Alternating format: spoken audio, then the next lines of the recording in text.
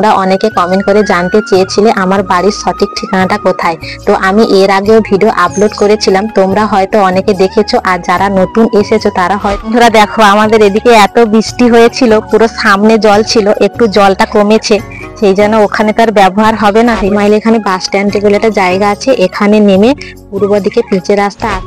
নমস্কার বন্ধুরা, তোমরা সবাই কেমন আছো? কমলা ব্লকে আরো একটা নতুন পর্বে তোমাদের সবাইকে স্বাগত জানাই। তো বন্ধুরা, তোমরা অনেকে কমেন্ট করে জানতে চেয়েছিলে আমার বাড়ির সঠিক ঠিকানাটা কোথায়। তো আমি এর আগেও ভিডিও আপলোড করেছিলাম, তোমরা হয়তো অনেকে দেখেছো, আর যারা নতুন এসেছো তারা হয়তো দেখোনি। তো তাদের জন্য আমি আরেকবার বলে দেব, এই সব কথাগুলো আমি বাড়িতে কাজকর্ম করতে করতে বলবো। তার আগে দেখো, আবার সকালবেলা বাজার গিয়েছিল, তো বাজার থেকে মাছগুলো নিয়ে এসেছে, আর এই মাছগুলো কিন্তু সব রকম আছে। আমার কিন্তু দেখো মাছগুলো পুরো কাটা হয়ে গেছে, এখন শুধু পুকুরের জলে ধুয়ে নেব। তো এই মাছগুলো কেটে ধুয়ে লবণ হলুদ মাখিয়ে রেখে দেব। এই মাছগুলো দুপুরে একটা চচ্চড়ি আর একটা ঝাল রান্না করব। তো বন্ধুরা, তোমরা পুরো ভিডিওটি দেখতে থাকো, আশা করি তোমাদের খুবই ভালো লাগবে। তো এখানে বেশি আর দেরি করব না, আমি তাড়াতাড়ি গিয়ে মাছগুলো ধুয়ে নেব।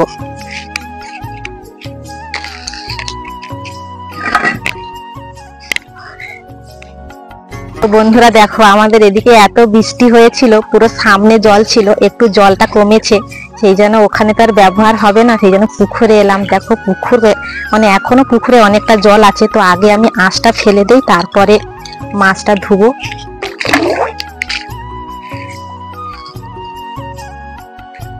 আর এখানে তো কোনো বসে বসে কাজ করতে পারবো না, কারণ এতটা জল, আর বসে বসে কাজ করলে শাড়ি সব ভিজে যাবে, সেই জন্য আমাকে ধেপে ধেপে সব কাজগুলো করতে হবে।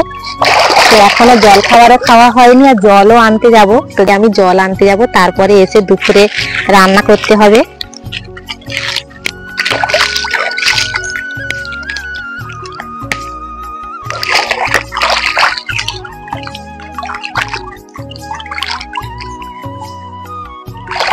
বন্ধুরা, এখন আমি তোমাদের বলবো আমার বাড়ির সঠিক ঠিকানা। তো আমাদের বাড়িতে আসতে হলে, আমার বাড়ি দক্ষিণ 24 পরগনা জেলার বকখালির কাছাকাছি 8 মাইল এখানে বাস স্ট্যান্ডে বলে একটা জায়গা আছে, এখানে নেমে পূর্ব দিকে পিচের রাস্তা আসলেই আমাদের বাড়ি।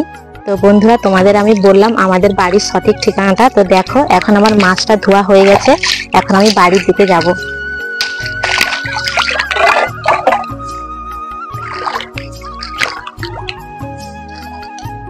তো দেখো, এখন কিন্তু এখনো পর্যন্ত বঁটিটা ধোয়া হয়নি। তো বঁটিটা আমি ধুয়ে নিই, তারপরে বাড়িতে গিয়ে মাছগুলো রেখে দিয়ে জল আনতে যাবো, তারপরে জল নিয়ে এসে জল খাবার খাবো।